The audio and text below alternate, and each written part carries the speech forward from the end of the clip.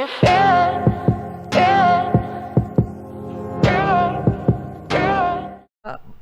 Explicando por que a partícula de Deus. Porque era muito difícil de encontrar, não tinha tecnologia. E aí, um físico, ele foi escrever um livro explicando o que era o bóson de Higgs. E aí, ele chamou o livro, eu acho que é The Goddamn Particle. Tipo, a partícula maldita.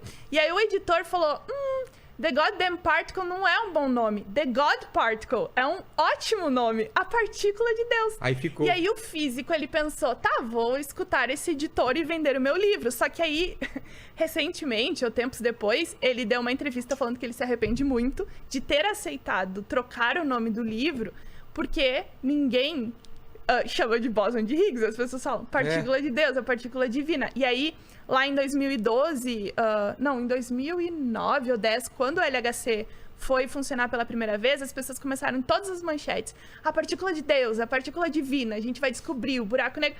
E o nome pegou. Então, hoje a maioria das pessoas falam partícula de Deus, mas foi simplesmente marketing para vender livro. Não tem nada que se Nada aproxima de a ser Deus. uma coisa tão grandiosa e poderosa. Não, porque o cara queria chamar de maldita porque estavam há anos tentando... God damn it, né? Exatamente, só que eles não... Aí o editor falou, vamos chamar de The Olha God só. Particle. É legal, né? Tem muita legal. história, assim, na física. Mas com certeza também chamou uma atenção que não chamaria por ter esse nome também. Exatamente. Causou uma... Putz, que será isso e tal? E até hoje, né? É. Tanto é que o cara se arrependeu. Ele já deu entrevista E falando... vários contos e histórias de ficção científica só em cima disso daí.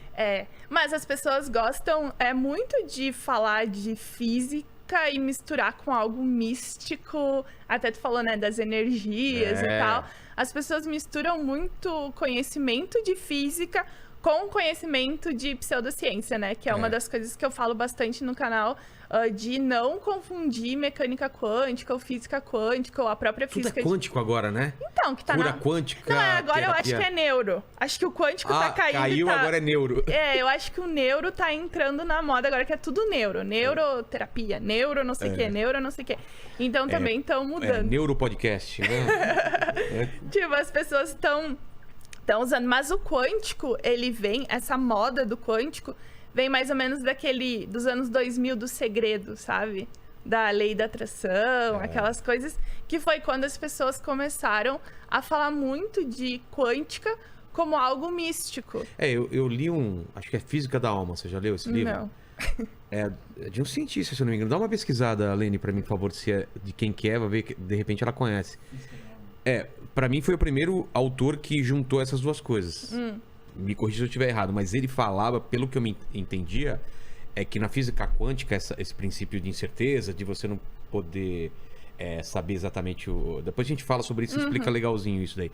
Mas ele falava que a fé, ou essa coisa de dentro da gente, conseguia influenciar como se fosse o observador lá do negócio, um farol abrir, por exemplo. Então, ele dava essa o Amit Goswami? Eu acho que é, viu? Eu acho que é. Não é? Como é que é o nome que você disse? Amit Goswami? É isso, né? Não é Física da Alma. Isso mesmo, é Física da Alma. Ele é o quê? Ele é PhD. Então... Ele tem PhD. Então... ele fez essa junção ou eu tô viajando? Não, ele fez. Qual que era a ideia dele? Então, o Amit Goswami, ele é um físico formado, com doutorado, que trabalhou como professor, pesquisador, mas em determinado momento ele pegou o outro lado, Ele pegou entendeu? o lado escuro da força. E aí ele começou a mistificar e espiritualizar tudo isso e vender. E aí, se eu não tô enganada, a esposa dele é uma guru espiritual indiana, porque ele é indiano, né? É verdade, é verdade. E eu acho que daí ele meio que misturou um pouco, talvez, da tradição dele, dos conhecimentos, talvez, da esposa na questão espiritual, com quântica, e viu que dava muita grana, porque isso dá muito dinheiro. Eu li esse livro na época, eu acho que era um dos mais vendidos. Mas e tal. o que deu o boom foi o Quem Somos Nós, né? Que é dele também. Ele tá envolvido, né? Sim, ele aparece, ele é verdade. aparece. E aí é onde aparece o experimento da fenda dupla, e aparece essa coisa da probabilidade. Mas isso que é legal, Bibi. Vamos falar, porque, cara, o gato de Schrödinger, né? Eu nunca sou esse gato de... Todos esses experimentos eu acho muito legal a gente desmistificar e falar realmente o que são, porque eles por si só não precisa nem colocar a parte espiritual. Eles já são muito foda, né? São. O que eles propõem essa ideia do tá ao mesmo tempo morto e vivo, que são essas ideias que é muito difícil pra gente, né? O da fenda dupla, explica pra gente por Então, que... o experimento da fenda dupla, ele é um experimento que foi mostrar a dualidade onda-partícula. Então, que em determinados momentos o elétron se comporta como onda, em outros momentos como partícula, dependendo do observador. Isso que eu não entendo. Mas aí o observador não é uma pessoa, entendeu? O observador... Não, eu entendi com a gente observando, Não. ela transforma o resultado. Não, mas Não? a questão, a gente observa... Como assim? Tipo, o teu olho observando? É. Tá, isso é o que a maioria... Sabe por que tu acha isso? Porque no Quem Somos Nós, a animação que tem é um olho. Tipo, eu tenho uma raiva daquela animação. É uma animação muito boa, mas ela tá, tipo... Te induzindo. Tipo assim, vamos falar... Falando em animação, desenhos, a parte do filme, é legal aquilo. Mas o jeito que induz a explicação, ela coloca um olhozinho, assim, como se a pessoa estivesse olhando. Mas não é um olho humano, é uma máquina. É um experimento, como o LHC, é uma máquina, entendeu? Tá. Então, quando tu vai fazer o experimento da fenda dupla, o que tem ali é um feixe de elétrons, um feixe de luz. Entendi. Se tu colocar o teu olho ali, tu vai queimar teu olho? Porque tu não pode botar o teu olho na frente de um laser, né? Tá. Por exemplo, até quando a pessoa vai fazer um procedimento estético que envolva laser, tem até depilação a laser. Te bota um óculos lá, todo pra proteger o olho e tal. Então, tu não pode botar teu olho na frente de um laser, né? Então, esse experimento, nesse filme, ele foi meio tirado de contexto. E se tu for ver todos os vídeos que tem no YouTube falando sobre isso, a animação usada é essa. Desse filme aí do Quem Somos Nós. E aí, a questão do gato de Schrödinger... Não, mas esse ainda, o fato de ser partícula ou ser onda, o que muda? Então, na física quântica, a gente fala de probabilidade. A gente não sabe aonde aquela partícula vai estar até o momento que tu vai medir aquela partícula. Então, o ato de medir... Mas por quê? Por causa da velocidade? Não, porque existe o princípio da incerteza de Heisenberg. Então, tu não sabe. É um princípio físico, tá determinado, vários cientistas estudaram, e aí chegou nessa conclusão. Por isso é probabilístico. Então, tu não consegue saber aonde essa partícula está, a posição dela, antes de tu fazer essa medida. Ela pode estar aqui, pode estar ali. Por isso, não sei se tu lembra no Quem Somos Nós, que tem uma parte... que ele tá... Da bola de basquete? Da bola de basquete, que também é uma parte clássica do filme, né? Que ele vai fazendo assim, fala, você nunca sabe, a bola está aqui, a bola está ali, em qualquer lugar, ao mesmo tempo, você atravessa paredes, é uma coisa assim, né? E aí é justamente isso. Eles falam sobre essa bola como nessa ideia do probabilístico, então pode estar em qualquer lugar. Aí, o que a pessoa faz? Quando ela vira a mulher no filme, tá em um lugar. Tá em um lugar. E é isso, entendeu? Se tu for fazer um paralelo, quando tu tem um experimento, a partícula pode estar em qualquer lugar. Aí tu mede aquela partícula e tu vai saber a exata posição onde aquela partícula tá. Mas se a gente tivesse um equipamento muito mais moderno daqui a uns anos, será que a gente não consegue saber exatamente onde ela tá? Mas tu sabe quando tu mede. Não, mas antes. Sem medir? Sem medir. Mas aí é isso, é o princípio da incerteza de Heisenberg. É difícil de entender então isso, tu vai ter essa partícula se comportando como onda. Tá. E no momento que tu vai medir, é uma partícula. Porque antes, o que tu tem? Tu tem a probabilidade de estar em qualquer lugar. O tal de emaranhado Não, essa parte tem uma função de onda, que é o que a gente fala em física. A função de onda, ela vai te dizer onde todas as possibilidades daquele sistema, em todos os tempos, todas as posições. Por isso tu tem aquela coisa como uma onda. Isso. Como se fosse todos os estados ao mesmo tempo, como se fosse uma onda. Aí quando tu mede, tu vai dizer uma posição em um tempo. E aí não tem nada sobrenatural nisso. Não. É simplesmente... Física. Física. É tipo isso. Só que é uma coisa muito abstrata pra todo mundo. Sabe por quê? Porque nem na física existe um consenso final do porquê isso acontece. Sério? Existem interpretações da mecânica quântica. Tá. Então, existem diversas interpretações. Algumas são mais aceitas que outras. Mas não existe assim, é assim porque é. Tipo, e acabou. Entendi. Não.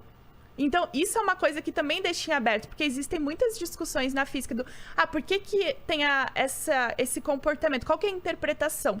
E aí, o negócio do gato de Schrödinger foi um experimento mental. Mental, né? Não tem... Nossa, eu vi uma vez uma mulher no Instagram fazendo um vídeo dizendo assim: gente, se vocês pegarem um gato na casa de vocês... Tipo, a mulher tava falando sério. De fazer o experimento? Sim! Aí eu falei, como que... Não, ninguém machucou um gato. Ninguém colocou E hoje em dia ela tá ao mesmo tempo presa e em liberdade, essa mulher. Incondicional. Tipo, eu não sei, mas a mulher falou como... Pra te ver como que isso confunde a cabeça de uma pessoa, que ela chega a ponto de fazer um vídeo dizendo se tu fizer o experimento na tua casa. Aí tu vai preso, porque tu tá maltratando um bicho. Foi um experimento mental, né? Mental. Assim, imagine que você tem um gato dentro de uma caixa e tem um veneno e tem, tipo, se o gato tocar no veneno, acho que tinha um martelinho, nem me lembro direito, mas se tu tocar ali, o gato pode, antes de tu abrir a caixa, ele pode estar vivo ou pode estar morto, tu não sabe. E é justamente isso que a gente tem na mecânica quântica. Tu tem probabilidade de estar vivo e probabilidade de estar morto, 50-50. Enquanto você não fizer a observação... Enquanto você não observar, você não sabe. No momento que tu, abriu a caixa, tu sabe, tá vivo ou tá morto. E isso foi um experimento mental, uma explicação para facilitar esse experimento, para as pessoas entenderem a mecânica quântica. 0 ou 1, né? Pode tá, só que 0 a 1 ao mesmo tempo, né? Então pode estar vivo ou pode estar morto. E isso é a questão do probabilístico. Tu tem 50% da probabilidade de estar vivo e 50% de estar morto. Então, a gente não sabe até abrir essa caixa. Só que aí as pessoas, elas extrapolam. Como pode uma pessoa estar ao mesmo tempo viva e morta, por exemplo, né? Não, e aí elas falam assim, não, mas se tu pensar, você vai alterar a realidade com o seu pensamento, porque o observador... E assim, é legal de falar que na física, eu acho até uma palavra infeliz de escolher o observador e o observável, porque confunde a pessoa também, se tu não é da física. Então, dentro da física, a gente fala observador para, por exemplo, o equipamento, e observável para a partícula que está sendo medida. Então, tu não sabe. Talvez uma pessoa que seja do público leigo pense, observador, como que eu conheço o observador? A pessoa que tá, sei lá, observando. Assim como a gente usar a palavra teoria. Teoria parece que é uma coisa que é só na mental. tua cabeça. Que é tipo, eu tenho uma teoria aqui que o meu vizinho faz tá traindo a mulher. É uma teoria que eu tenho da minha cabeça. Só que na ciência, uma teoria é algo que foi provado experimentalmente. A teoria na área de física, na ciência, por exemplo, a teoria da evolução, do Big Bang, tipo, o próprio modelo padrão da física de partículas é uma teoria, isso foi provado experimentalmente. Não é uma coisa que tu tirou da tua cabeça. Então, quando as pessoas falam assim, mas é só uma teoria, não é só uma teoria, é algo que foi provado e que anos e anos... Por exemplo, o modelo padrão da física de partículas, ela é a teoria mais bem provada que existe na física hoje. Experimentalmente, tudo, 100% do que tá ali dentro foi provado experimentalmente. O bóson de Higgs foi a última partezinha.